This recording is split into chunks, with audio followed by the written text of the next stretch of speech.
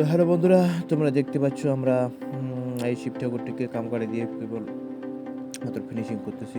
পরে ব্রাশ দিয়ে আমরা একদম লেভেলভাবে ফিনিশিং করবো। একদম আকাশের ওয়েদার খুব খারাপ, তার জন্য কেক টেনে তুলছি লেভেল করার জন্য।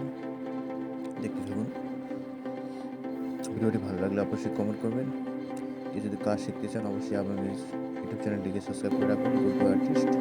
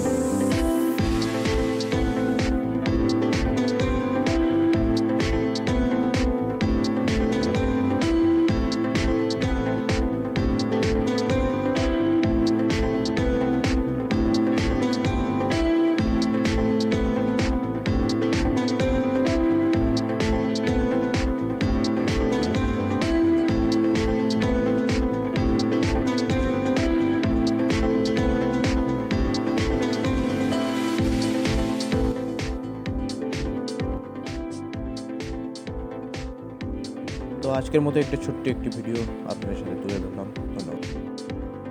তো ভিডিওটি ভালো লাগলে অবশ্যই সাবস্ক্রাইব করে রাখবেন। কেউ যদি কাজ শিখতে চান অবশ্যই গুড আর্টিস্ট চ্যানেলটিকে সাবস্ক্রাইব করে রাখবেন। ভিডিওটি দেখার জন্য অনেক অনেক ধন্যবাদ।